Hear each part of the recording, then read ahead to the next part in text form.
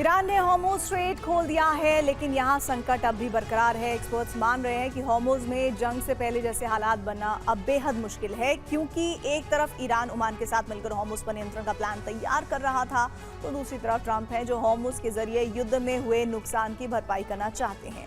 ऐसे में डर है कि ट्रंप और मुश्तबा की महत्वाकांक्षा हॉर्मुज़ में जंग फिर भड़का सकती है। ईरान ने साफ कहा है, हॉर्मुज़ स्ट्रेट पूरी तरह से ईरान के नियंत्रण में है। जहाजों की सुरक्षित आवाजाही के लिए व्यवस्था बनाई गई।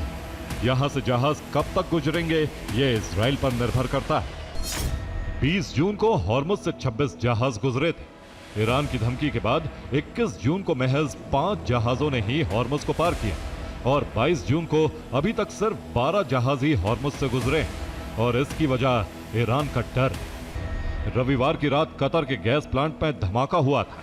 पूरे अरब में युद्ध फिर छिड़ने का डर फैल गया। हालांकि बाद में साफ हुआ कि धमाके की वजह हमला नहीं बल्कि हादसा है। यह धमाका प्लांट को दोबारा शुरू करने की कोशिश के दौरान हुआ था। ईरान बार बार कह रहा है कि वो 60 दिन बाद हॉर्मुज़ में नई व्यवस्था लागू करेगा और ओमान के साथ मिलकर सुविधा शुल्क वसूलेगा। तो वहीं दूसरी तरफ ट्रंप इस स्ट्रेट पर अपना कंट्रोल चाहते हैं। वो कई बार सुरक्षा के नाम पर अरब देशों से टैक्स वसूलने का जिक्र कर चुके हैं। अगर ये समझौता विफल होता है तो राष्ट्रपति ट्रंप बलपूर्वक हॉर्मुज़ पर कब्जा कर लेंगे। अमेरिका हॉर्मुज़ को नियंत्रित करेगा। हम इस अभियान के खर्च के लिए वहां से गुजरने वाले सभी जहाजों से शुल्क लेंगे।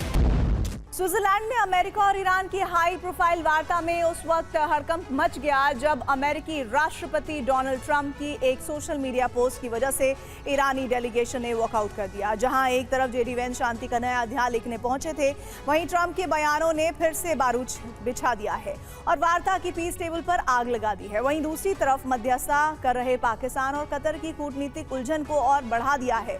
क्या ऐसे में 60 दिनों का ये शांति रोडमैप फ्लॉप जाएगा? ये रिपोर्ट में जानिए। ईरान को लेबनान में अपने प्रॉक्सी हिजबुल्लाह को तुरंत रोक देना चाहिए। अगर हिजबुल्लाह के हमले नहीं रुकते हैं तो हम ईरान पर फिर से बहुत जोरदार हमला करेंगे। वो हमले पहले से भी ज्यादा भीषण होंगे कि ईरान अमेरिकी चेतावनियों के आधार पर फैसले नहीं लेता और ईरान की सेना किसी भी कार्रवाई का जवाब देने के लिए पूरी तरह तैयार है। जिसमें एक साझा बयान में पाकिस्तान और कतर ने बताया कि पहले दौर की वार्ता में 60 दिन के अंदर अंतिम समझौते तक पहुंचने के लिए एक रोड मैप पर सहमति जताई गई है। साथ ही स्थायी युद्ध विराम करने, फ्रीज किए गए फंड को जारी करने के साथ ईरानी तेल पर लगे प्रतिबंधों में राहत देने को लेकर ड्राफ्ट तैयार किया गया है। ईरान अमेरिका समझौते के आर्टिकल 13 के मुताबिक पैराग्राफ 1, 4, 5, 10 और 11 को पूरा करने पर ही वार्ता आगे बढ़ेगी।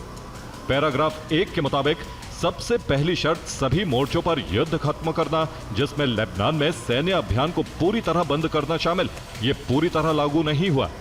पैराग्राफ 4 के तहत हॉर्मुज़ स्ट्रेट से 30 दिन के अंदर अमेरिकी नौसैनिक नाकेबंदी को पूरी तरह हटना था, जिसे हटाने का काम अमेरिका ने शुरू कर दिया है, यानी आंशिक तौर पर लागू हो चुका है। पैराग्राफ 5 के मुताबिक हॉर्मुज़ स्ट्रेट को खोलना एक अहम शर्त है, जो फिलहाल खुला नहीं है। पैराग्राफ 10 के मुताबिक ईरानी तेल निर्यात पर लगे सभी प्रतिबंध हटाने की शर्त रखी गई है, जो अभी तक पूरी तरह नहीं हटाए गए। पैराग्राफ 11 ईरान की फ्रीज की गई संपत्तियों को जारी करने की बात पर जोर देता है, जिसे अभी तक लागू नहीं किया गया। ब्रिटेन में एक बार फिर प्रधानमंत्री का चेहरा बदलने जा रहा है। ब्रिटिश पीएम कीर स्टारमर ने सभी अटकलों पर विराम लगाते हुए सोमवार को अपने पद से इस्तीफा दे दिया है। उन्होंने लेबर पार्टी के नेता के पद से भी इस्तीफा दे दिया है। पिछले 10 साल में ब्रिटेन में 5 प्रधानमंत्री बदल चुके हैं। नए नाम के चुनाव के बाद स्टारमर की सत्ता से विदाई हो जाएगी।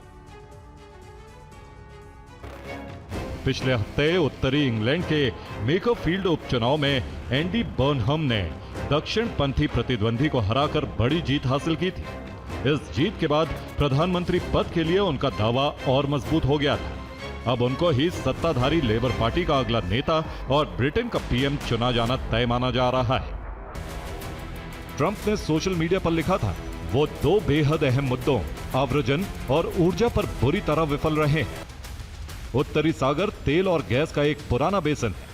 यहां से करीब 93% तेल गैस पहले ही निकाला जा चुका है। बचे हुए भंडार को निकालना बेहद महंगा और कठिन है। ब्रिटिश सरकार ने ड्रिलिंग लाइसेंस पर प्रतिबंध लगा रखा है। अमेरिका अरब के मोर्चे पर फंसा हुआ है। ट्रंप की महत्वाकांक्षा ने कई मोर्चों पर अमेरिका को कमजोर कर दिया है, जिसका फायदा उठाने के लिए चीन तैयार है। दरअसल चीन ने अमेरिका के खिलाफ जंग की तैयारी शुरू कर दी है, और तैयारी ऐसी जिसने व्हाइट हाउस से लेकर पेंटागन तक बैठे अमेरिकी सैन्य अधिकारियों की नींद उड़ा दी है। दरअसल चीन की सेना समुद्री युद्ध की ड्रिल कर रही है, और इस ड्रिल के लिए सबसे मुफीद टारगेट हैं अमेरिकी युद्धपोत, ताकि युद्ध की दशा में चीन की क्षमता सबसे घातक दुश्मन से मुकाबला करने की हो।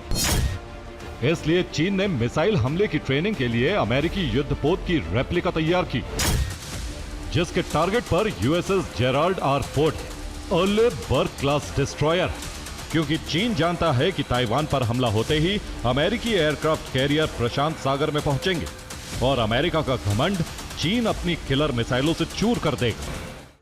कोलंबिया में अब गुस्तावो पेट्रो का वामपंथी दौर खत्म हो चुका है। ऐतिहासिक जीत के साथ अमेरिकी समर्थित दक्षिणपंथी शासन की वापसी हो गई है। दूसरी तरफ अपनी हार के लिए गुस्तावो पेट्रो ने चुनावी सॉफ्टवेयर में इजरायली हैक का आरोप लगा दिया है कि कोलंबिया के चुनावी सर्वर्स हैक करके इजराइल ने चुनाव में हेरफेर किया है। दावा है कि चुनावी सॉफ्टवेयर के साथ छेड़छाड़ की गई थी। सर्वर में किए गए बदलावों से गड़बड़ी का संकेत मिले। गुस्तावो पेट्रो ने वोटों की दोबारा गिनती और सिस्टम के फॉरेंसिक ऑडिट की मांग की। गुस्तावो पेट्रो के खुलासे के मुताबिक साल 2021 में पूर्व राष्ट्रपति इवान दुके के कार्यकाल के दौरान इजराइल से पेगासस स्पाईवेयर खरीदा था। इस पैसे का कोई सरकारी बजट में रिकॉर्ड नहीं। खुलासे के मुताबिक अमेरिका ने पेगासस स्पाईवेयर के लिए फंडिंग की थी।